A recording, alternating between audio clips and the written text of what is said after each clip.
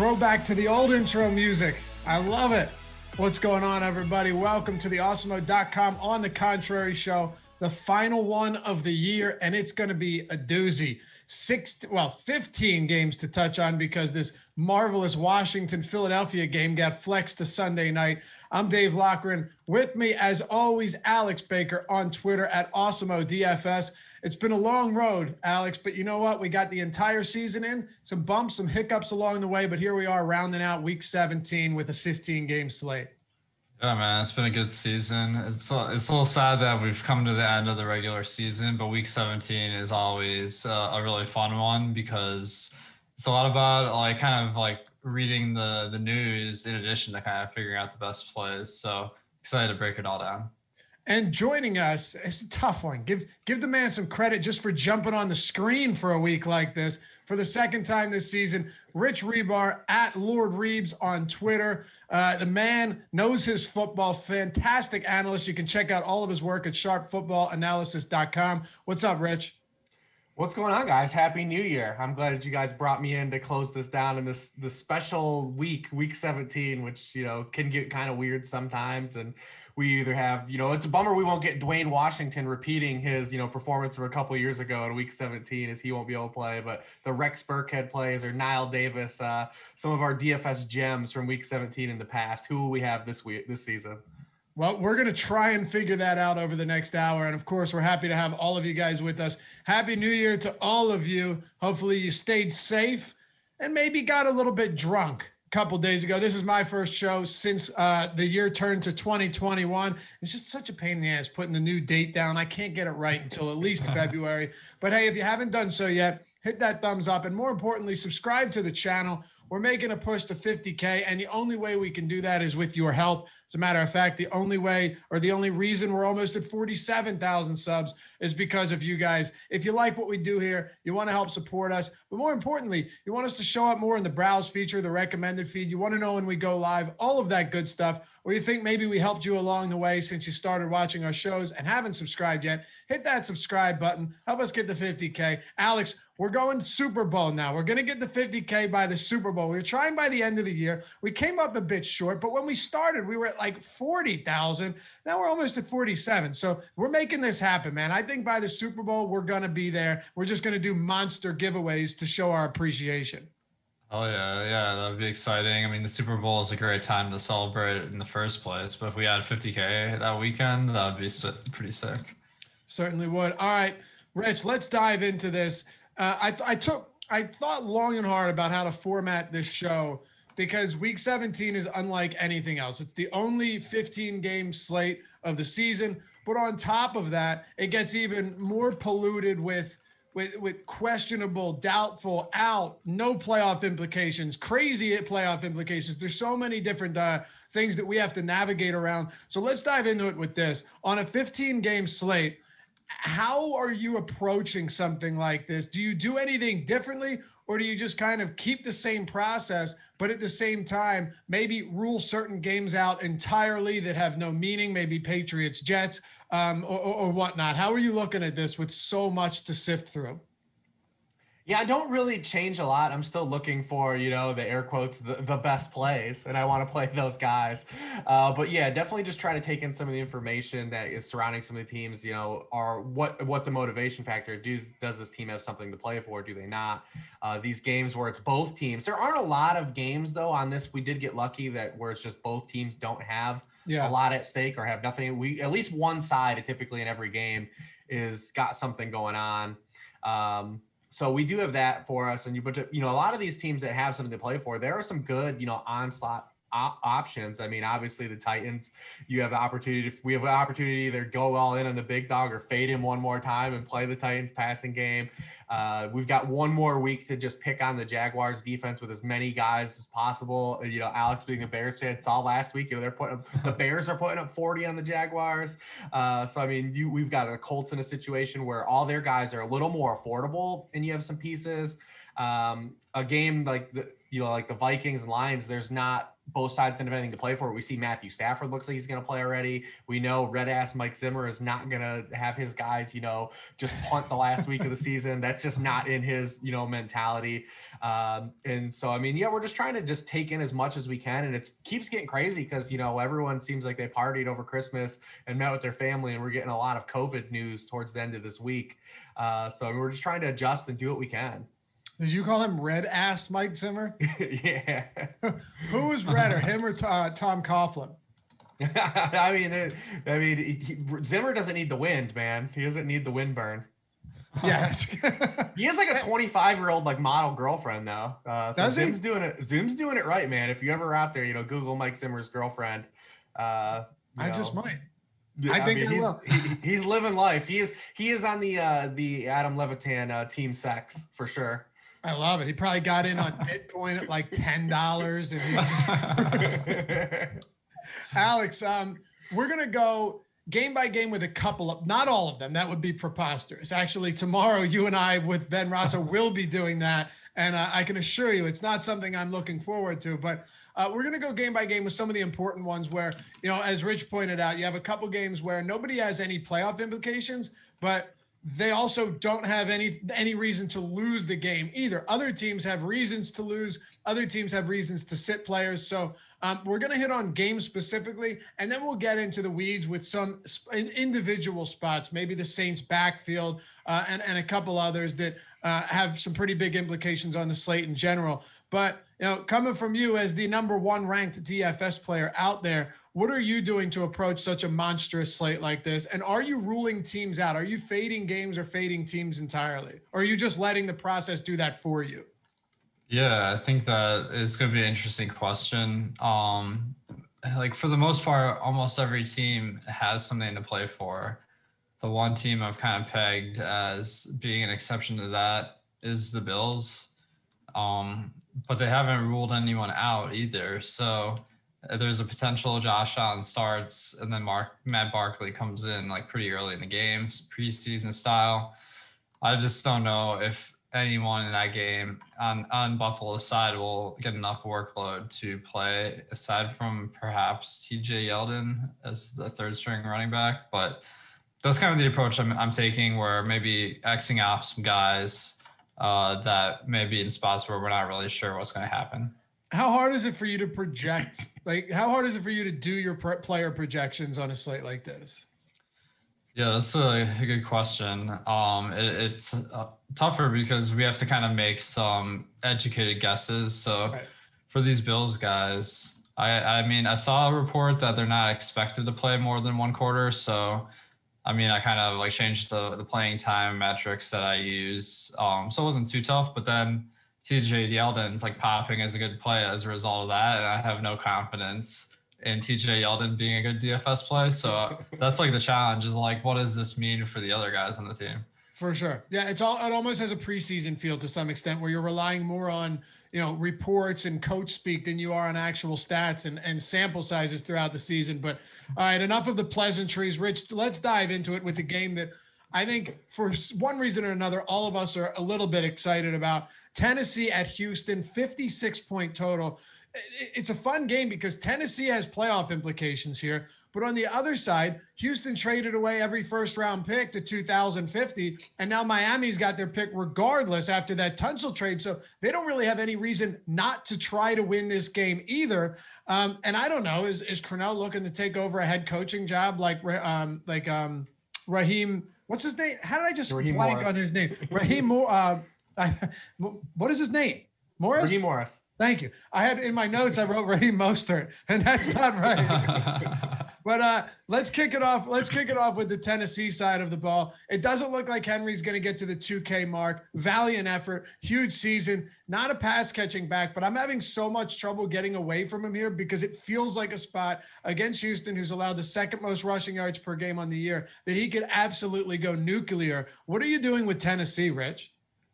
Yeah, and as it pertains to Henry, as opposed to a typical week where he's been priced up all season, is there's just not a lot of top shelf running backs that we need to that we would pivot off of him for, and we have so many cheap guys in play that he's not hard to fit in either. He's going against the Houston defense that's allowed the most explosive rushing yards on carries of 10 or more yards in the NFL this season by over 200 yards. And who leads the NFL in explosive rushing yards himself? Mr. Derrick Henry. I don't know if we could completely rule out that he like 2K is not within grasp. I mean, he's okay. See where you're going. He's 223 short. The last two times he's faced Houston, he's had 211 and 264 total yards, not rushing yards. I think the interesting thing that I always find with Derrick Henry, though, is that if you look at Derrick Henry's huge games in fantasy, you would think there would be a negative correlation into the Ryan Tannehill's performance. And that's really not true. If you look a lot at these games where Derrick Henry's rushing for 200 yards or he's having 30 fantasy points himself, Ryan Tannehill is having big games himself as well. Because he's a guy that's always thrived on, since he's been with the Titans, that is, and not with Adam Gase, has thrived on efficiency over volume. And he's been going along for the ride, which is something we really wouldn't take. We would say, hey, we got this 10K running back, doesn't catch the ball, he's going to run the ball a bunch. His quarterback's not going to be good because of this. And that's not really never the case with Ryan Tannehill. Even when these teams played in week 6, Derrick Henry has 264 total yards. He's got a couple touchdowns. Ryan Tannehill still has 30 fantasy points. He throws 4 touchdowns still. That's the other fun thing about this game is these teams have historically played in shootouts, and both these defenses are just trash. And you see that with the game total showing the average Titans game averaged 57 combined points this season anyways as well. So there's a lot of upside here. And we've seen since Will Fuller has been out, Deshaun Watson has been able to punch back, averaging over 9 yards per pass attempt the past month, even with Will Fuller out. So, I mean, there's an opportunity here for Houston to still put up points in this game to kind of reach that game total and have a lot of back and forth production, which there are not a lot we can really signal on this slate. So I think everyone is going to start here, like you said. Yeah, no question. And Alex, it's something I've stressed all year long too. Hey, Ryan Tannehill is still a quarterback that can put up astronomical fantasy totals from game to game. He's 8th in fantasy scoring this season at his position, which given a team with a running back that, as Rich put, might actually eclipse 2,000 yards. It's improbable, but it's possible. The fact that he's 8th in fantasy scoring doesn't only suggest that he's been good, but also that their defense has been so bad that they've had to find ways to score pretty much, in all facets of the offense. How are you approaching the Tennessee Titans? Yeah, this one is very interesting because the Titans play at 3:20 or 4:25 p.m. And if Miami or Baltimore loses in the 12 p.m. set of games, then the Titans will clinch their playoff spot. But the seeding is going to be somewhat important here because if the Titans win, they'll be the 4 seed, which will play one of Miami, Baltimore, Cleveland, or Indianapolis instead of going up against the Bills or Steelers. So I'm trying to read all this. I guess the game most likely will have some value, but not a ton, which does kind of shake my confidence a little bit in the Titans kind of stud players. But I mean, it's going to be contingent on the results of these 12 p.m. games. So let me throw this to you guys. So do you feel like if the Titans are clinched before kickoff, will that change their plans at all? Yeah, great question. Go ahead, Rich. I mean, you would have to assume it definitely plays into the thought process. What do they need? The Dolphins, the Colts, or the Ravens to lose one of those 3 teams? I doubt the Ravens and Colts outright lose, even if you believe the other 2 opponents can cover those giant lines. Those are the 2 heaviest favorites on the slate. The Dolphins Bills is the wild card because, like Alex said to open, what are we going to see from the Bills? Is it going to be, do they play a drive? Do they play a quarter? Do they play a half? Do they look at the Steelers game and maybe somehow the Steelers are up because the Browns haven't practiced all week because of COVID? Maybe they have to do some scoreboard watching there. But I would definitely say if the Titans come into the game already locked into the playoffs, it would have to have an impact on some of their thought process. I don't see how it would not have, an impact, especially when you have, a guy that's had, 800 touches the past 17 months of football. Right. I mean, all that stuff would have to come in if they are locked in. Interesting that they did move this one, that this is not at 1:00 with some of those other games. Alex, how you bring up some good points here, both of you guys. So much can change, not only, from today till tomorrow at lock, but from 1:00 to 4:00. And, that's obviously one of the reasons that you'll see all of these games at the same or on the same day uh, and no Thursday night, no Monday night, because there's supposed to be some intrigue as far as the clinching goes, and not having useless games being played throughout the rest of the week. But are you setting anything in place or for late swap purposes? Like, let's say you have Derrick Henry, a lot of Derrick Henry, and 4 o'clock rolls around and they've clinched. The alternatives here are kind of difficult. If you put him in the flex spot, you could get Devontae Adams in there, so that's good. There's a few other places that you could go that would work, but Dalvin Cook's out. Christian McCaffrey's not going to play. Alvin Kamara isn't going to play. I don't know I don't think Kelsey's going to play, and if he does, he doesn't play much at all. There aren't a lot of swaps available if you're playing a guy that's north of $9,000, unless you're going way cheaper. Yeah, this one's interesting. Like, yeah, I like the Devontae Adams swap, as you mentioned, because Green Bay, they have to win this game to get the bye. So I think we feel very confident about Devontae Adams this week. I do kind of building off Rich's thought process there. I think there's a decent chance that if Tennessee is clinched, we're seeing more like 20 rushing attempts from Henry instead of 25, which would kind of make him less of a priority. So the tricky part, though, is we have so much value this week opening up, especially with Ty Montgomery being like the only running back in New Orleans, aside from the practice squad guys. So it's easy to fit these guys in. I guess this would just make me lean a little bit more towards Devontae Adams over Derrick Henry. Okay. Rich, just same thoughts on that. I don't want to spend, all show on this type of stuff. I want to get to the plays, but as far as late swapping goes for some of these situations, is it something you're taking into consideration?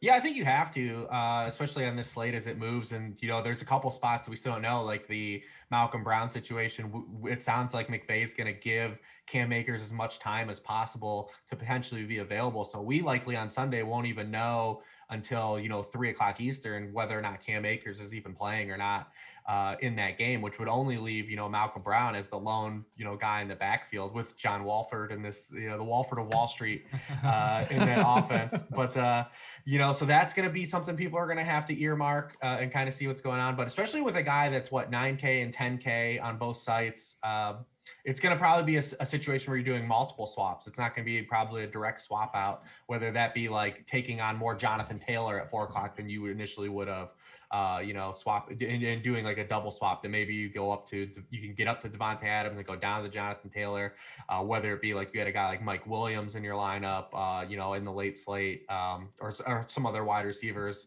DK Metcalf, some other guys that have high ceilings and high target potential in those late games. It's probably going to be like a flex and another spot, or a running back wide receiver double swap where you have to go down to a running back that has a high ceiling, like a Jonathan Taylor or even an Austin Eckler, who I don't believe has that kind of upside, just because he doesn't have the touchdown equity involved. But it's going to be tricky to watch, because that Buffalo Miami game is the one. That's the game. Yep. That's like that's the wrench in this whole the cog in the wheel here. It's what happens in that game.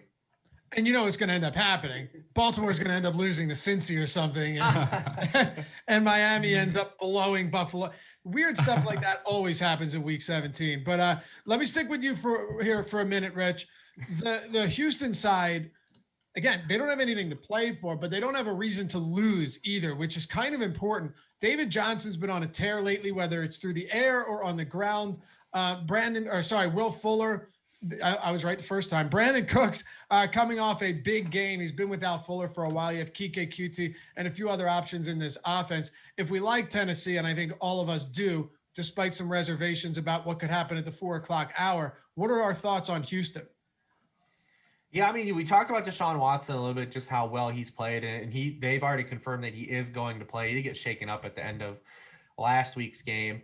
The wide receivers, Brandon Cooks, he's still just getting this large target share, since, even prior to Will Fuller, was injured. I mean, he has he had just a second 100-yard game last week, but he's had just one game, outside of the top 30 scores since week 9 at his position. His floor has been extremely high in full PPR formats the entire season. Tennessee is 30th in points allowed to opposing wide receiver ones, 18.3 PPR points per game, 11 touchdowns to opposing wide receiver ones, which is 30th in the league. They've had a lot of trouble, defending high volume wide receiver ones. Kiki QT is still involved in the red zone. He's not a guy that's getting a lot of targets. If you look at his, targets, I mean, he had 9 the first game against the Colts, but then 3, 7, 5. Not a lot of huge upside, but he's had a safe floor, and he's really involved in the red zone. I mean, 27% of his targets are in the red zone, so there is some scoring potential equity there. I just think, if you're going to run it back, I think you'd probably run it back with Watson and Cooks. If you're going to play Derrick Henry, and if you're going to play the wide receivers, I mean, maybe you run it back with David Johnson, but David Johnson's not going to, I mean, I've already hashed out my running back pool, and I don't know how many running backs you guys typically play. Just with the amount of volume running backs there are this week, David Johnson just didn't make the cut, which talk me into it. Maybe I'm wrong. Maybe you guys have a different angle and tell me how wrong I am about, maybe I need to get David Johnson involved here. He is getting up there in salary, Alex. One cool thing about this game, though, is when you have 15 games on the slate, this game on a 10-game slate would be mega chalk. While it's chalky, the only guy really coming in above 10 or 11% is Derrick Henry. And that goes for both sides of the game. So what are you doing here with Houston? Yeah, I mean, I think Houston's a good team to target. They, of course, were one of the winning stacks last week, so we saw that potential. Tennessee's defense is about average, so we should be able to get that kind of upside with Houston. Brandon Cooks being a main target. And David Johnson, as you guys are saying, there's a lot of better plays objectively at running back, but his workload is solid. We'll keep an eye on if Duke Johnson plays this week, because that, I mean, it's not a huge factor, but they do use him a little bit more than some of the third string guys. But I think David Johnson should be in the mix. Okay, so Alex, top plays from this game. Probably Henry, pending that the 12 p.m. games, and then Brandon Cooks. And who are your top plays from this one, Rich? I like the Tennessee passing stack. I mean, anytime that Derrick Henry's ever popular, I like to be a goon. And I think when I was on the show the first time, it was week 2 or 3, and they played the Jaguars maybe. And it was the week maybe he didn't hit, and we were talking about the passing stack as leverage. Just anytime Derrick Henry, and listen, Derrick Henry can still get his, but love A.J. Brown, love Corey Davis' upside with Tannehill as just direct leverage off of Derrick Henry. 4 touchdowns for Tannehill that game, 26 fantasy points. He's had games of 30, 34, 31, 37. And as we saw, the man can run a little bit too. So I'm with you on that. Alex, let's go on to another projected high scoring game, 53.5 point total. Rich actually alluded to it at the top of the show. Minnesota at the Detroit Lions. Matthew Stafford's a warrior. Say whatever you want about the guy. This dude, it's week 17. They have nothing to play for. And he's saying, I want to be out there. I'm going to be out there. Got 18 fractured ribs, probably a broken fibia, banged up thumb. Doesn't matter. He's playing. That doesn't mean good things for Detroit by any means. Kenny Galladay's been out forever now. But we do have what is the second highest projected total on the slate, 53.5. Start on whichever side. Let's start with Detroit, because we're going to have to get into the Dalvin Cook thing in a minute. So what are you doing with the Lions? I think the Lions are a fine target this week. We did see Matthew Stafford exit the game like extremely early last week. I mean, that's always a concern, given they don't have anything to play for. But I don't think he's like really a priority to begin with, although Minnesota's defense isn't anything special.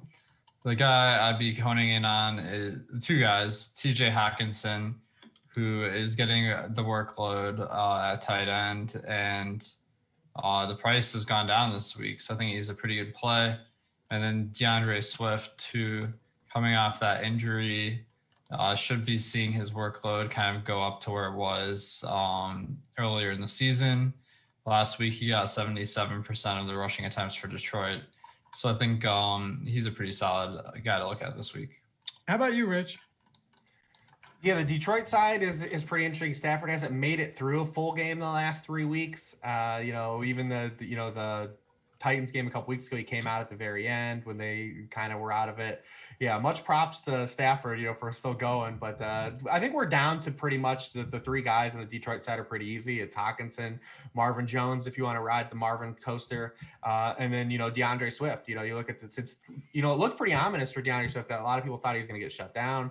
He had the, concussion and was cleared by the neurologist, but said he was still feeling symptoms. And that's always scary when you hear that. But his comeback the past 3 weeks, he's had 44 of the 64 backfield touches for the Lions. The great thing about DeAndre Swift is he has receiving equity. I mean, he has at least 3 receptions in 11 of his 12 games played. He has at least 4 more in 4 of his past 5 games. We know the Minnesota defense really isn't anything special either. They're allowing 146 yards per game to opposing backfields. That's 26th in the league.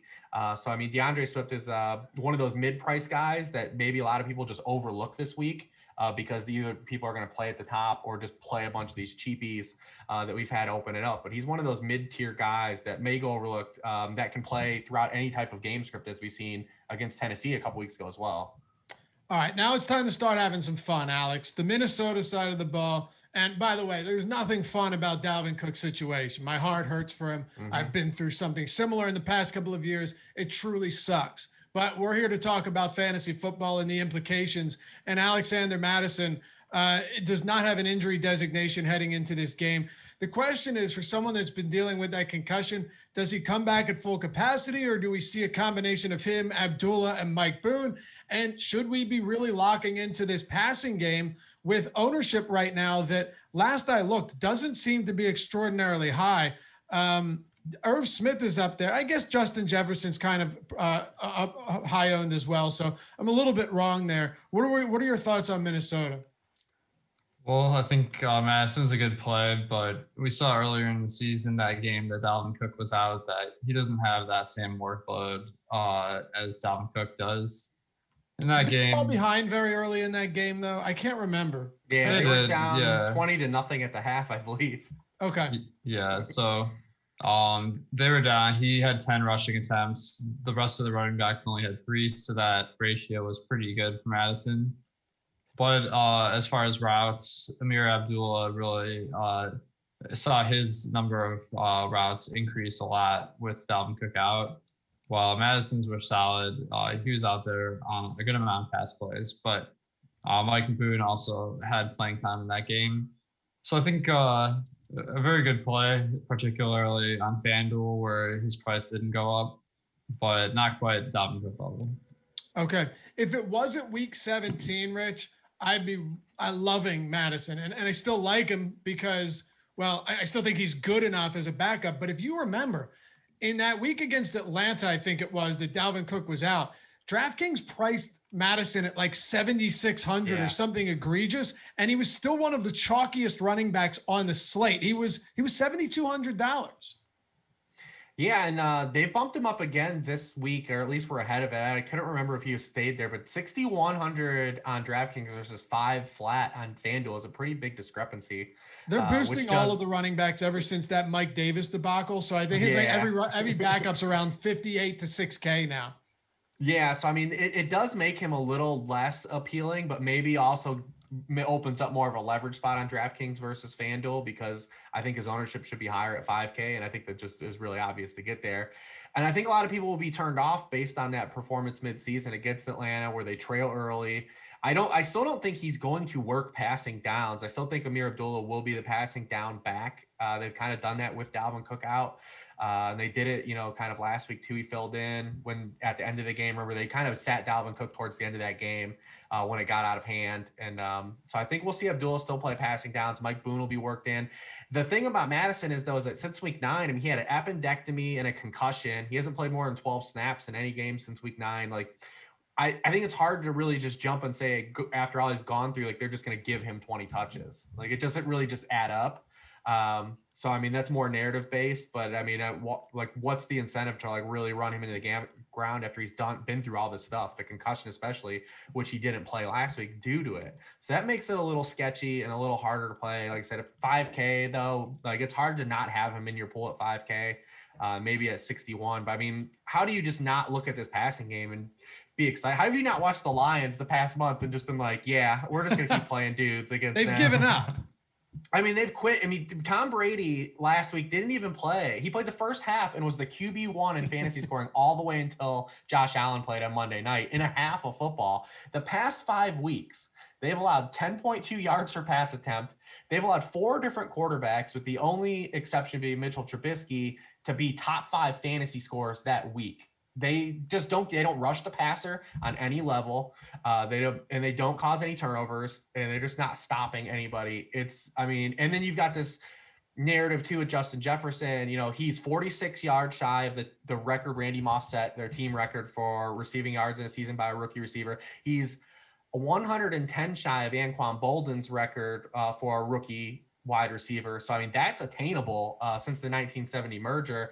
And this Lions team, we talk about them through the air. They've just been giving up buckets of points to wide receivers. I mean, they've they're now allowing a league high 2.1 PPR points per target to opposing wide receivers. So, I mean, this passing game, feels like the safest lane here, especially with Justin Jefferson chasing some of these records that kind of get involved. And the problem always with these Vikings guys, though, is they haven't been cheap for a long time, Thielen and Jefferson. It's hard to play them both together. The way the pricing has always shaked out all year. But yeah, it's hard to not like those guys, especially if you want to fit Irvin, like a lot of people do, because Rudolph has already been declared out and he's just racking up all these snaps and targets now. Yeah, Alex, really same thing to you here. Minnesota, I just assumed that they would be a little bit lower owned because of what Rich mentioned is they're expensive, right? Jefferson's expensive. Adam Thielen's pretty expensive. Madison, coming off of a pretty extensive hiatus, is relatively expensive. But guess what? They're all getting pretty considerable ownership. But what a lovely spot this is against this Detroit secondary. Yeah, definitely. I mean, Minnesota's been one of the best fantasy teams all year long just because of how concentrated the production is. And this week's no exception. Also, to like the Justin Jefferson chasing the record call, that sounds like a good one to put in some lineups. All right, Alex, sticking with you here. We've got the Las Vegas Raiders and Denver Broncos. Earlier in the year, you'd look at this and see a 51.5 point total. It'd be a little bit shocking to you, but the Raiders defense has been an absolute sieve. And well, Denver has nothing to play for, although we are in a position where maybe Drew Lock goes out there and just starts gunning, saying, it looks like I'm probably not coming back next season. Maybe he will. I don't know. He hasn't exactly proven a ton this year. He's battled with a lot of injuries to his players, whether it's been Noah Fant. He was injured for a while. A lot of them are hurt. KJ Hamler's out this week. Do you see this total at 51.5 and view this as a game that is really worth honing in on? Yeah, I mean, I like the potential here. Both teams do run the ball quite a bit, so I'm not as huge on the stacks, but I think that there's some good options for sure. Melvin Gordon being one of the better ones at the running back position. With Philip Lindsay continuing to be out, we've seen him get a huge workload, so that makes a ton of sense. The other guy out on Denver is KJ Hamler, so maybe taking some shots on the wideouts to get a tiny bump from that. And then on Vegas, I mean, you'd think Kittle, but his price is way up there this week. So I'm kind of sorry, did I say Kittle? Waller. Yeah, Kittle's the guy I'm kind of looking at tight end with the price discrepancy there. So I think that Waller is a great play, but they kind of priced him really high up for a tight end. And the crazy thing too, Rich, about this Denver team is, like, if you did stack them and say this does evolve into a shootout, you can pretty much just load your lineup with any other player you want. That's a bit hyperbolic, but they're cheap, right? And I guess the question is whether you want to go that route, whether you want to go Melvin Gordon route, or whether you just don't want much of this one. What are you doing? Yeah, I mean, I think that Melvin Gordon is squarely in play as like a core play or a cash game play if you want. I think it's very easy to find the projectable workload for him, the matchup, and he's played well too. It's not even like Melvin Gordon is just because Lindsey's out. I mean, he's actually played really well like the past 6 weeks. Past 4 weeks, he's averaging over 6 yards per carry too. So it's not like we even really have to stretch ourselves like thin and making Melvin Gordon just an objectively like solid play. It just depends on how you want to allot your running backs this week. But he's another one of those guys right in the middle, easy to fit in. We know the how many touches he's going to get. He had 16 to 24 backfield touches last week. And then the game script might be a little more favorable here, and the matchup is better as well. I do like kind of the passing game side, just because these are two teams that will run the ball if they want. So if you're going to get cute and do tournament stacks, I do like either both sides. Derek Carr's been played really well this year. For as much as we all bag on Derek Carr, I mean, he's been a top 10 fantasy scorer in 4 of his past 5 full games. He's thrown for 300 yards in his past 3 games. He's played well. And this Denver secondary is still just missing so many cornerbacks. I mean, they've lost 5 cornerbacks over the past 4 weeks. They're really limping in with just we talk about these cluster injuries, and just when like a one particular unit, like an offensive line or defensive line or secondary, just gets gutted at one time. The Broncos have been one of those teams. Their secondary is they're just missing so many people, which maybe, you can run that back and keep just playing a guy like Nelson Aguilar. I mean, the year 2020 can just be described as Nelson Aguilar's season. Like, you can just, it covers the ground of all of 2020. The fact that this guy has just broken out and basically been like Deshaun Jackson this year. Don't do this. Come on. I can't hear that. I mean, what are you going to do, man? I mean, he has 4 more catches in at least 6 straight games. He's got 21% team target share over that span after he had just 10%. Because the beginning of the year, it was like he keeps scoring and finding a way, and he's not getting these targets. Now they're just jamming him with targets, like the past 7 games. And I think the run back side is interesting too, because we just watched, if anyone watched that Broncos game last week, Jerry Jeudy might have played the worst game I've ever seen a wide receiver play with my set of eyes. He had 5 drops, but guess what? It's the same thing with Deontay Johnson, and people keep focusing in. He had 15 targets still. You don't know why he kept getting the ball? It's because he kept getting open. Mm-hmm. So I mean, he's in another great spot here. KJ Hamler's out. He just consistently gets more targets. I know a lot of people, like Tim Patrick's been the better Bronco to play from a result stance, but Tim Patrick is like Robert Tonyan. Like look at his targets. He's getting 4 or 5 targets per game, and he's either turning them into touchdowns or he's having like a long catch.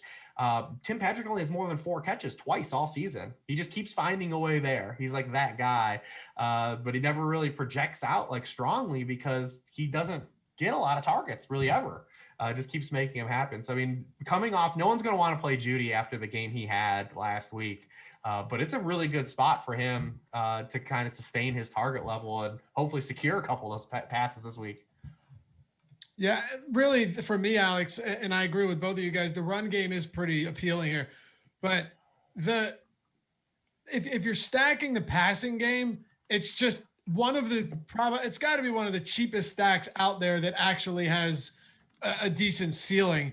Are you looking to get any stacks in here, whether it's like Locke, Fant, and Jeudy, who had a 32% target share last week, with some Waller? I know you mentioned that George Kittle seems to be the guy you're looking at more, but just all in all, in your order of like priority, is this game one of them through the air or mostly just on the ground? I really do prefer those teams that have a higher rate of passing, and you can find my rankings on the advanced stats page, but both Denver and Vegas are around 45% rushing the ball at neutral game scripts. So if I'm looking for my stack, I'm looking for a team that's going to be chucking it. Some other teams this week, I mean, Chicago, I guess Trubisky and co might be getting the price up, but they throw it a ton of times, and it's kind of a value stack among others. So the Chargers are another team that's just been chucking the ball a ton. So those are the kind of teams I'm looking to stack. Is just the teams that have very high passing volume.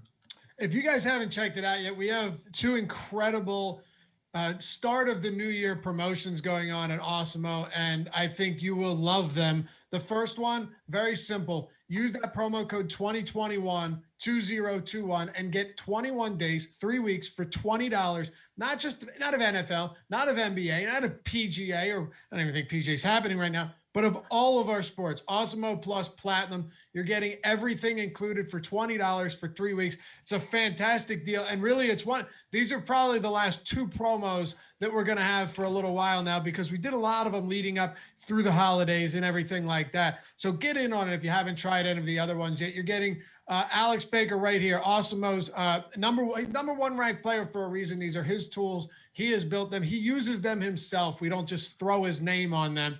the ownership projections, player projections, the boom bust tool, the top stack tool, the lineup builder, which is particularly useful for you guys that are hand builders, single entry, 3 max, that good stuff. And so much more. All of the tools, you can check it all out at awesemo.com/promos. Is that right, Jordan? It's no longer /join. So awesemo.com/promos. Use 2021. Get 3 full weeks for $20 of everything on the site. And if you're looking for more of a long-term commitment, right? You like what we do here. You think it can help you. You want to be able to take your game to the next level by using more advanced tools for DFS.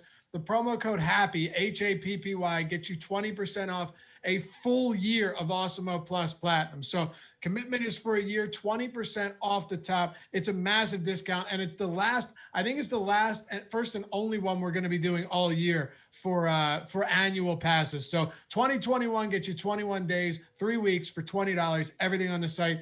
Happy gets you 20% off the entire year, which you can add Fantasy Cruncher to that second one as well. Check it out at awesemo.com/promos. And if you have any questions, hit me up on Twitter at Loughy_D, LOUGHY_D, and I'll be happy to help you out. All right. Rich, Jacksonville and Indianapolis, 49-point total. But I can assure you this is not because we have a projected shootout on our hands. The Colts are 14.5-point favorites. Jacksonville will be without DJ Shark. They'll be without, Colin Johnson, James Robinson. They're extraordinarily shorthanded.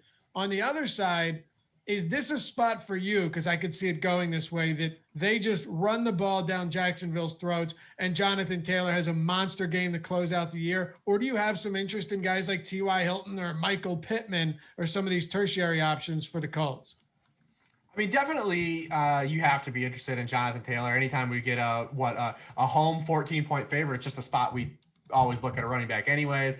Not only is he a home 14-point favorite, he's, facing a Jaguars defense that has allowed 203 yards from scrimmage per game to opposing backfields the past 5 games, 7 touchdowns in the backfields, and 4 top 8 individual scores over that span. So everything kind of lines up. It's pretty obvious spot for him. I am still definitely interested in a guy like T.Y. Hilton, especially at his price. He had just the 3 catches for 60 yards last week against the Steelers, but still 24% of the team targets. He's now had 4 straight games, over 20% of the team targets since week 9. So the Jaguars are another one of those teams that they had, cluster injuries on the back end. CJ Henderson went out for the year. DJ Hayden went out for the year.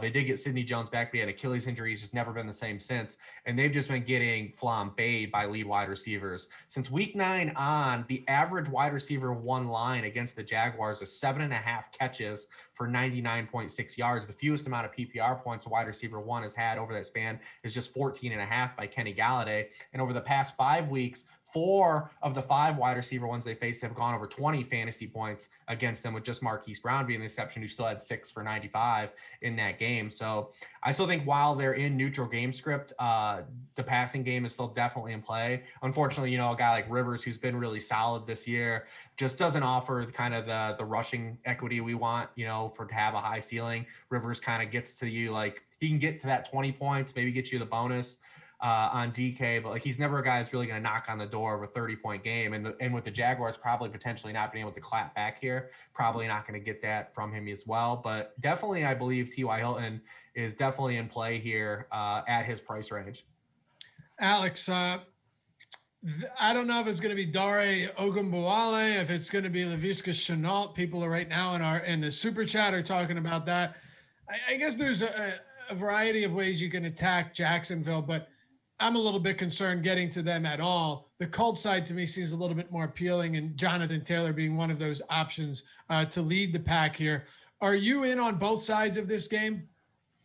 Yeah, I'm kind of interested on Jacksonville. Dare Ogunbowale, he did get a large majority of the rushing attempts last week. He had 14 to Divine Ozigbo's 1. So that's a very good sign that if Jacksonville does overperform, Ogunbowale could have a big day. And he also saw a majority of the routes at the running back position. So not the most exciting player because we got other 4K guys that are in play, but certainly a decent one. But the the main target in this game, I have to say, is Jonathan Taylor, just because he's been getting a huge workload and they're big favorites. So he's going to be one of those guys, given the Colts need a win this week, that you can feel comfortable paying up for. Okay. Who are your top options from this one, Alex? I want to key in on some of this stuff just because there are a lot of games we have that we won't be talking about. So top options from this one? So Taylor and Ogunbowale. And what about you, Rich? Yeah, I mean, I still like Hilton. Obviously, Taylor is, I just think it's easy to lay out that case. I like Hilton. And then I like, if you want to get cute, Laviska Shenault, I think, is in play too as well. Just the amount of wide receiver injuries they had and the amount of targets he's had. But another guy that probably doesn't have the kind of ceiling that you kind of really want to have faith in. Rich, what are we doing with Tampa Bay and Atlanta with Tom Brady? You mentioned he didn't even play a lot of that game last week. And I guess the problem is you have a high total here. You have a lot of question marks. Brady played half of the game on Saturday Night Football, and then they still came in and ran through Detroit. Do we have any concerns that we could see a similar situation play out this week? I know Mike Evans is looking to get to 1,000 yards, but he only needs 40 yards. So that's a little bit concerning. Ronald Jones appears to be back. Leonard Fournette appears to be okay as well. I'm a little bit worried trying to figure out which direction to take on a Bucs team that looks healthy, but doesn't. I don't know how to approach them because there's not a ton of wiggle room outside of what are they maybe jockeying to move up one playoff seed or so? Well, it's a game I always struggle with too, because Bruce Arians said that they're going to play all out. They're the number 5 seed right now, and that's where obviously they want to stay because the number 5 seed in the NFC plays the NFC East winner, which everyone wants. But they can still get that seed if the Rams, if the Rams lose too. So if the Rams lose with John Walford and no Cooper Kupp and no Darrell Henderson, potentially no Cam Akers, if they lose, then the Bucs are still there. So, I mean, they could still hold on to that 5 seed even with it. So, I mean, that could be a situation in game where Bucs guys come out as the game progresses. I've had a lot of trouble with trying to just figure it out. Because one, it's Bruce Arians too, and he's never steered us wrong before, right? So I mean, I do struggle. And then the Buccaneers are generally, even when we're all in on the Buccaneers on a regular slate, they're a tricky team anyways because of the distribution. Like at least we know where the touchdowns usually go. They typically go to Gronk and Evans, which is fine, but like the target distribution is still all over the place kind of for them. And we've seen they all scored a touchdown last week against the Lions. All 3 receivers, and Gronk gets 2. The week before, Brady throws for 390, and Godwin and Antonio Brown has his first touchdown of the season with the Bucs. He has the 50 or 43-yard touchdown. Evans goes over 100 yards. They're just a tricky team in general, even if we're on them, to kind of hash out who we really want to play. And it's not like really any of those wide receivers are cheap in terms of Evan and Godwin either. Like, it's not like they're super expensive, but they're always in a price range where you're just like, do I really want to pay this much for this guy? Am I going to click the Mike Evans button and have it be a game where he gets 50 yards? They're typically tricky like that. And then the teams did play a shootout a couple weeks ago where the Bucs were losing huge at the half, but the Falcons have been kind of up and down like that. They show up one week, then they don't show up the next. So, I mean, it's just a tricky game in general. The only thing I can say for sure about this game is that, Calvin Ridley is really the for sure thing in this game.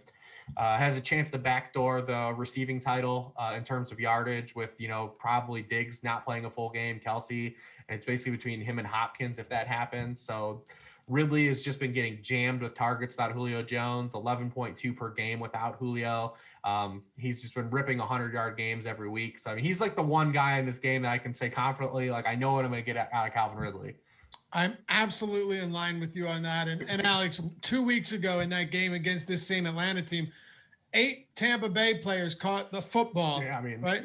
All 8 of them had at least 3 receptions. So it's so tough to gauge where they could score a ton of points, right? And we've seen some Bucs onslaughts actually do some pretty heavy damage. But this one feels a little bit more complicated to me. I really like Ridley. Maybe you want to take some shots on an Evans or Antonio Brown or a Godwin, but It feels like Ridley is that one sure thing, at least from a workload standpoint, from a volume perspective. Do you have different opinions on this game? Well, I agree that Ridley is a great play. Atlanta is one of my favorite stacks this week because they do have a very high rushing volume or passing volume. Matt Ryan's still under 6K, amazingly. Yeah, and I mean they're in a game where they're big underdogs too, so that's only going to bode well for consistently passing the ball a lot. So Ridley and Russell Gage look solid. And then I actually kind of am feeling the Tampa Bay stack because the other game that's affecting their seeding is at 4 p.m. and they're at 12 p.m. I mean, we could see if they have the game in pocket, we won't see the star players out there. But I do kind of like maybe taking a shot again on Chris Godwin. He's had the best efficiency of the bunch, and he hasn't had as much luck finding the end zone. But to me, that's maybe as much bad luck as anything else. So I think Godwin and Brady could be the start of the stack for me. Okay. And yeah, Godwin's caught 60 of his 77 targets this year. He's missed a handful of games. So it's sad to see him relegated to a wide receiver 3 in many days, but you got to do what you can. And he's 6,600. It's still kind of a tough price point. Rich, do you like, if we're talking Atlanta stacks, Matt Ryan is obviously the first piece, can't stack him without him. And then Calvin Ridley is along with him, right? They're tied to each other here, you would assume. Is there any interest in Russell Gage or maybe Hayden Hurst here to run a full Atlanta stack against Tampa? I mean, potentially. We seen a couple weeks ago, Gage did score against them. He had 5 for 68 and a touchdown. I mean, that's, pretty modest to kind of get in on. He's had 3 of his past 4 games, he's been over 20% of the team targets. So he would be the one guy. I think Hurst is hard to sell yourself a song on just because the tight end position in totality. And then he just hasn't offered really much of a ceiling. He's kind of been like a really touchdown or bust option in totality. His 47 yards were his most since week 9 last week. There's not a lot of juice there, I don't think, for Hayden Hurst. But if you want to squint to see it, I think that you can get there. But it's really, it just comes down to really Ridley. I think Ryan and Ridley can get you there, and if you just run it back with an Evans or a Godwin, you can go that route. All right, so we got through the games that have high totals here. We're going to do our top fades and our top pivots off of those fades at the end of the show. And remember, you can check out tomorrow's 4-hour marathon Sunday strategy show beginning at 9 a.m. Eastern, going all the way up till lock for anything we didn't hit on or you think we missed. And I'm sure Rich at Lord Reeves on Twitter, by the way, has a ton of content for this slate that you can check out at sharpfootballanalysis.com as well. Follow him while you're at it. Follow Alex at Awesemo DFS, myself at Laffy_D, and Awesemo at Awesemo_com while you're over there. So, Alex, let's dive into a couple individual situations, starting with the New Orleans Saints. Don't worry, we didn't forget about this. It's just, let's get through the big stuff first and now hit on potentially chalk Ty Montgomery, because New Orleans will be without all of their running backs tomorrow. It looked like chalk Latavius Murray, and now that's out the window. What in the world are we doing in this spot against a Carolina team that is certainly no stranger to giving up big games to opposing ball carriers?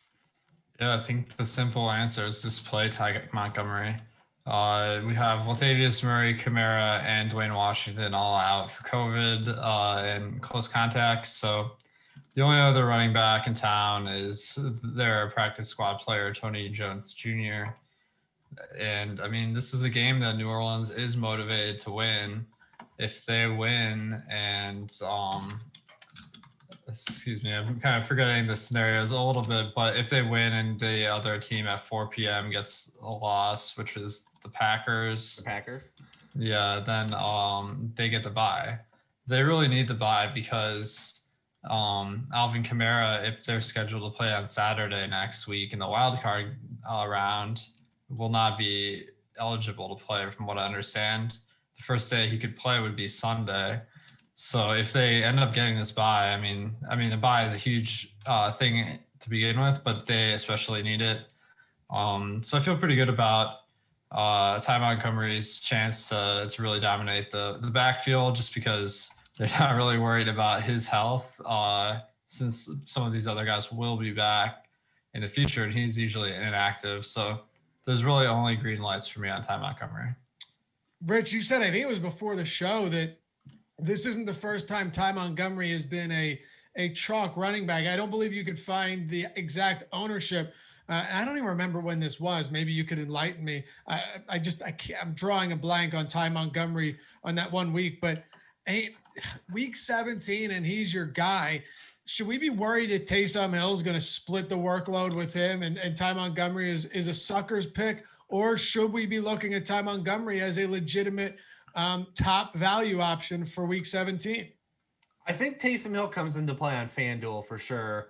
You don't get the full PPR because I think the most alluring part of Ty Montgomery is his pass catching prowess. Obviously, we got lucky too because the amount of they've had some injuries at wide receiver, and he was working back out with the wide receivers after being in the running back room all year. It saved him. And he wasn't exposed to all those guys that have to sit out, so now he gets to come back. Obviously, he's been there all season long, so he's going to know the role. But Taysom probably. We should expect Taysom Hill to kind of be the de facto goal line back, I guess I would say, which comes into play at FanDuel because you're not getting the receptions that you want. He still is only 45, so he's min-priced the running back, so I guess you can't remove him from completely the board, but he's definitely more appealing for me at 4K on DraftKings because I think you can run him in stacks with Breeze too as well and get the best of both worlds there. Yeah. Because honestly, no one's going to be on Breeze. Think about this. If I would have told you last week that a guy played for a team that scored 50 points, he threw for 300 yards, averaged 12 yards per pass attempt in that game. What would you have told me like that quarterback would have finished that week if I would have told you all those things? Completed at least one passing touchdown, I can tell you that much. And the guy was the QB 30 because they had 7 rushing touchdowns. He threw for 311 yards, 12 Amazing. yards per pass attempt. It was a pretty fluky outcome that he did not have the fantasy points to go with it because he played excellently in that game. And now we've got this situation where all these running backs are out. They're basically going to be starting a guy that played wide receiver, then was a running back, and they're going to move back to wide receiver and play running back and then have Taysom Hill. The problem with Breeze is always that Taysom Hill experience as he come out in the red zone. But I think that Breeze is an interesting pivot here in the passing game in totality as people try to sort this out. And I think that Ty Montgomery can fit in with a stack with Breeze as well. They had no problems when these teams played in the first matchup throwing to wide receivers. Wide receivers caught 17 of 20 targets for 181 yards when these teams first met. The backs also had over 200 yards, and Alvin Kamara was involved in the passing game heavily. That's why I think Ty Montgomery offers a lot more appeal on a site like DraftKings. But definitely Breeze was a lot better the last 6 quarters than I think people think that he's played since the front half of that Chiefs game. Yeah, it's a great point. And I think, Alex, what both of you and Rich are saying, and I'm in complete agreement with, is if this was another team that didn't utilize their running back in the passing game essentially as an extension of the run as much as the Saints did, I'd be a lot more hesitant to get there. But in no way is Ty Montgomery, Alvin Kamara in any way, shape, or form. That's not what I'm saying. What I am saying is he's proven over the years to at least be a capable pass-catching back. And with Latavius Murray also out, Alvin Kamara having a target share well over 20% on this team this year. To me, it just screams pass-catching upside. And Ty Montgomery could easily give you, 8 receptions where even if he's not particularly efficient, that seems to really increase his floor for tomorrow against Carolina. You would think at least. Definitely. I mean, we know that Drew Brees has a proclivity for checking the ball down. And Ty Montgomery will benefit from that by getting some steady fantasy production, even if he doesn't get in the end zone. What are you doing with the Rams backfield, Alex? It's one that I think it's muddied right now. There isn't a whole lot of clarity, but Cam Akers, who was not expected to play, he's got the high ankle sprain. Now he got in a limited practice last week, and it feels like for a Rams team that needs to win this game, will be without Jared Goff, and could potentially have to use Malcolm Brown as their starting 3-down running back, who has not been efficient this season whatsoever. I think you might see a situation where if Cam Akers is good to go, maybe not 100%, but like 90%, that we could see him out there. I'm not willing to make any predictions yet, but the fact that he ramped up his participation on Friday and is by far their most talented and explosive running back would make things really, really interesting if he's active tomorrow. Yeah, and it's going to be tricky because this is a later game, so we won't know if Malcolm Brown is a good player or not at lock. But if Cam Akers is ruled out, which there's a decent chance of from all that we know, then Malcolm Brown you'd think would be a pretty good fantasy play that maybe people won't feel confident in at 12 p.m. when they're making their lineups. It is a little bit of a tough spot for the Rams here with John Wolford being the starting quarterback. He does have and no Cooper Kupp either, by the way. Yeah, he has some rushing ability too, which could take away from Malcolm Brown in this workhorse role. But I think compared to Ty Montgomery, Malcolm Brown is probably a lot harder to get to. Rich, what are you doing with the backfield here? And one thing quickly is there are some pivots. Jeff Wilson is basically the same price on DraftKings. He's $100 less. George Kittle, if you're talking flex spot, is $100 less expensive than Akers. I'm not suggesting you have to jam him in, but if he is expected to play, I will have some interest in Cam Akers. Do you have any interest in anything from this Rams side of the football? Well, I think Alex makes a great point just because with the Malcolm Brown situation is so many people, we see it all the time, just don't utilize the late swap. So if at noon, there's no word if Schefter doesn't have an overnight tweet on Cam Akers, a lot of people are just going to leave Malcolm Brown really out of their player pool. And then if Cam Akers at 3 p.m. is declared that he can't go, how many people are just going to overlook, especially in week 17 of all weeks, to not utilize the late swap and get more exposure to Malcolm Brown. So, not that saying that locks him in as like a slam dunk play, but there's a good chance that because of all those circumstances we laid out, that he could go tremendously underowned if it plays out like that. And, we don't get that overnight tweet. It would be fitting too, because remember, it was all the way back in week 1 when Malcolm Brown, had the 20 touches and 2 touchdowns. So it'd be a nice bookend to the season for him to disappear for basically 16 weeks and come back. He had a couple spots in the middle of the season there where he'd score a touchdown or snake us.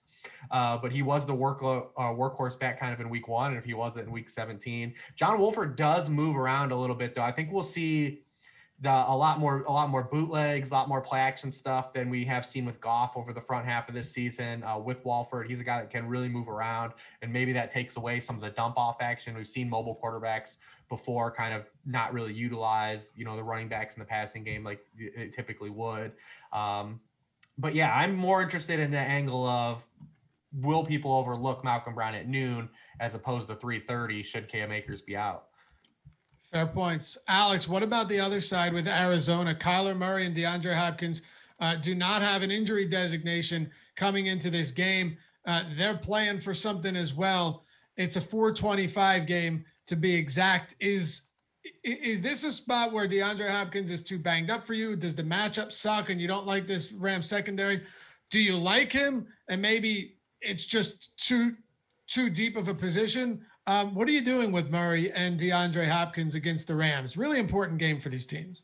Yeah, you gotta love this game where it's winner take all. The winner advances to playoffs, the loser is out.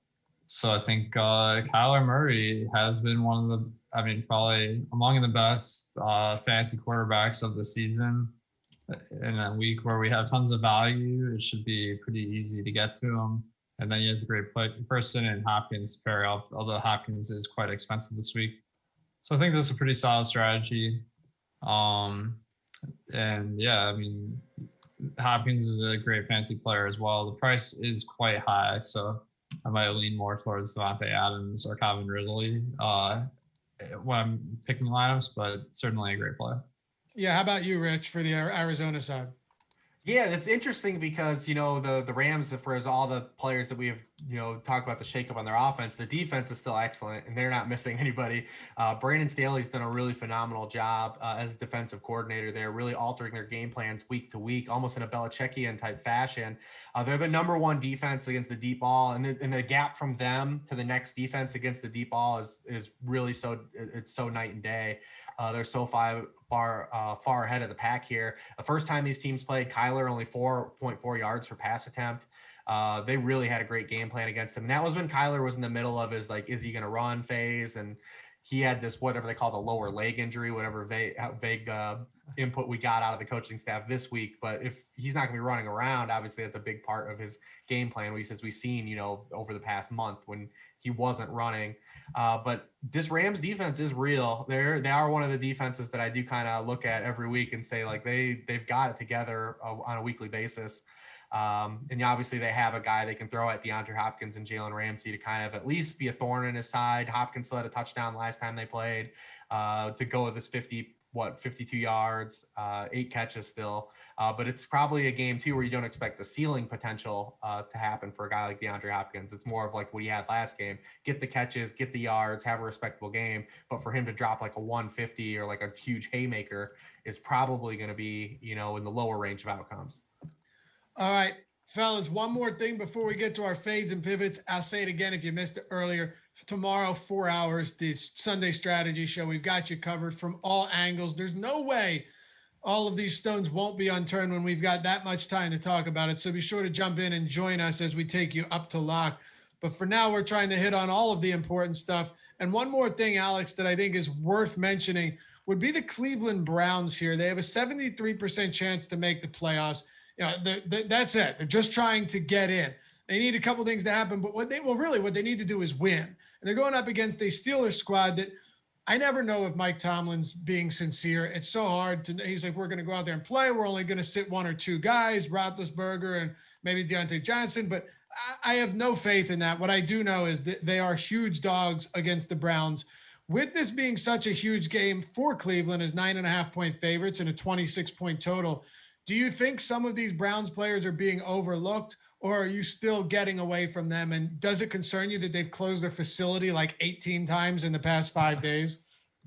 Yeah, I mean, I think you got to like the Browns spot here. The defense in particular is very cheap on DraftKings.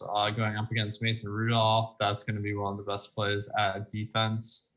But then you got Nick Chubb, who is pretty expensive this week, but this is screaming a spot where, I mean, they're big favorites, and he's the guy that runs the ball the most. So he looks like a good play. It's a little bit harder to get to some of the other pieces because the rushing volume is pretty high in Cleveland. Jarvis Landry got priced up as well, but certainly a team that you got to love the motivation this week. All right. How do you feel about him, Rich? Yeah, it's an interesting spot just because everything going, all the ancillary stuff going on. I saw that they've had 1 2-hour practice all week. But the Steelers have basically come out. Remember, the Steelers haven't had a bye week all year. Their bye week in week 4 was they practiced the entire week and that game got moved. So they haven't had a bye week. That's why they've been so open from go about like, we're going to let some guys rest here. And now we have to wait and follow this Joe Hayden situation where he tested positive today, on Saturday afternoon. Is it going to be more cornerbacks are going to come out? Like we had Kamara yesterday get announced. Then today, we find out all the running backs are close contact and they're out. Are we going to wake up tomorrow and see all the Steelers defensive backs are now out? It's one of these things we just got to there's a lot floating around this game. I definitely believe the Browns can come out and play things close to the vest. And, kind of just like hold things down. But I don't know if there's a lot of upside for this game just with all the weird things orbiting it. Guys, if you're playing NBA today, I saw someone in chat say, don't even play NFL this week, just play NBA. That'd be silly.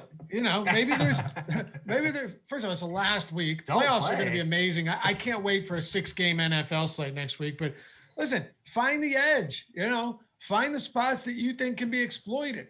Maybe that's paying more attention and trying to hit on guys that are being overlooked in spots for teams that are down a ton of players. Maybe that's playing the afternoon slate or the late slate, doing some of these turbo slates. Yeah, you don't have to, just because it's week 17, not play. As a matter of fact, I'm pretty excited about it. But if you are playing NBA today, be sure to check out the NBA Deep Dive over at Awesemo.com. It's the first year we're putting it in front of the paywall, entirely free. Adam Scher is dedicating hours every day to this. It's awesome. I promise you, it is the most comprehensive, complex, and detailed NBA breakdown you'll get every single day in the DFS space. It's the deep dive. Check it out. You will like it. It's entirely free. And remember, all of our shows can be found in podcast form, whether it's Apple Podcasts, whether it's Spotify. If you're looking for it, Awesemo, search it, AWESCMO. Unless it's like a lie before lock with no shelf life, everything else is in podcast form. So check it out. Give us a rating and a review if you like it as well. We appreciate it. All right, Rich, since you are the guest or our guest to close out the season, let's go with you first. Every week we do our top fade of the week, which doesn't mean we're going to have none of them, but maybe we see ourselves being well under the field. And our top pivot, someone that we see ourselves being well over the field on, generally a lower owned player. Who is your top fade and your top pivot of the week, Rich? I mean, I want to at least say that, I don't want to choose like someone like Alexander Madison because it's not fun. It's week 17. I still think the biggest leverage spot is easily the Titans passing game. I know it's like kind of cliche to say, but I mean, Tannehill, AJ Brown, Corey Davis, or Johnny Smith, if you want to run it back, you could definitely run it with that and bring back Brandon Cooks and, kind of see what happens. But I think that's still the play. Anytime Derrick Henry's super popular, and I'm going to have some Derrick Henry, but I'm going to have more of this Titans passing game, especially looking at this Ryan Tannehill ownership and this AJ Brown ownership. We're going to run a lot of those guys. How about you, Alex? I guess my fade of the week would be Irv Smith. He's somehow one of the most popular players of the week, but a lot of it's been kind of like getting in the end zone, and I don't think that's something that can really be easily predicted. I don't think that will carry much value going into this week. The guy I'm kind of interested in at tight end is Kittle. He came back last week, was supposed to be limited, but then he ran routes on 62% of the snaps. I mean, I don't know if there's anything to this CJ Beathard to Kittle connection, because I know last year that was a big thing, but he's been having a great year when he's played, and even saw higher workload earlier in the season. So it's a little bit unclear what his snap count will be in week 17, but I don't think it'll be lower than it was in week 16, which I think makes him a good play. So, Alex, you have TJ Yeldon projected for around 12% this week, or 11.5%. Do we have confirmation that the Bills' backfield will be without Singletary and Moss? No, I don't think they're going to be out, but the word, at least this is what I saw this morning on Twitter, is that the Bills are expected to play about one quarter with their normal guys, but whether that'll translate directly to TJ Yeldon, that's a bigger question mark. So, I mean, maybe 11% is of the field that it might be a little bit of a sketchy play, and there's some other great plays this week. Yeah, so if that ends up being the case, easy fade for me. Buffalo already doesn't have a ton of interest. And I know with Josh Allen, it's different than backups and all of that good stuff. But if the game plan stays even remotely similar, and maybe it won't, I don't know. TJ Yeldon is not a guy I want in my lineups. And even if it doesn't, even if they do decide they want to run, Miami has a ton to play for. They have a quality defense, man. The strides they've made just over the last calendar year have been incredible. So TJ Yeldon, and he's coming off COVID-19, right? Didn't he just test positive for COVID-19? There's just so many reasons that I would not want him at double-digit ownership. Quite frankly, I would take Dare Ogunbowale at his projected 5% over Yeldon all day long. We know that Doug Marrone force feeds his running backs, his starting running back, even if they're playing down by 3+ touchdowns. We saw it last week. So even if they're down, I expect him to get work through the air and probably 14 to 16 carries, even if they're down by a ton of points. So give me that, knowing that Marrone is just going to go to him likely in a similar fashion that he did with James Robinson. So there it is, fades, pivots of the week. This has been the last one. Rich, any closing thoughts for such a crazy week as we close out the season of On the Contrary? There's a lot more interesting plays too, out there. I think Darius Slayton is kind of fun as like a guy that has no interest. If you look at projected ownerships out there, it's at eight plus targets his last 3 games, and another must-win game. We didn't talk about that game being the dual-sided must-win game, Giants Cowboys, because no one cares. But there's some intrigue in some of the passing pieces there. But listen, 2020 was a hard year for a lot of people. We made it through the end here to week 17. We'll have the playoffs to look forward to. And just anyone that's come along for the ride, thanks, especially if you tune into this show and all the shows, because, we didn't know if we'd have football or fantasy football. And is it the most important thing in the world this year? Absolutely not. But at least it provided a small little bit of escape for a lot of us out there, in this tough year of 2020. It's just now 2021, but obviously we're going to be bleeding into for a few more months of 2021 as well. Yeah, we're not out of the weeds yet. Alex, take us home, baby. Yeah, guys, just thanks for tuning in and supporting the stream all year. It's been a lot of fun. Thanks, Rich, and all of our other guests that have been on the show. And hopefully we can pin down some of these good picks for this week so we get some takedowns. So it'll be a fun one. Absolutely. Guys, thanks for hanging out with us throughout the season. And obviously today, we'll see you back here tomorrow, 9 a.m. Eastern. You've got NBA coming up today, 6 o'clock, live before lock as well. So stick with us here at the Awesemo YouTube channel. Have a great new year. Well, have a great start to the new year. Follow these guys on Twitter one more time. Lord Reeves, Awesemo DFS, myself at Lafayette_D. And as always, thanks to our boy Jordan Klein behind the virtual glass producing this. Last thing, get us to 50K subs. If you're not a sub, hit that subscribe button and your thumbs up on the way out the door. It is greatly appreciated. We'll see you back here soon.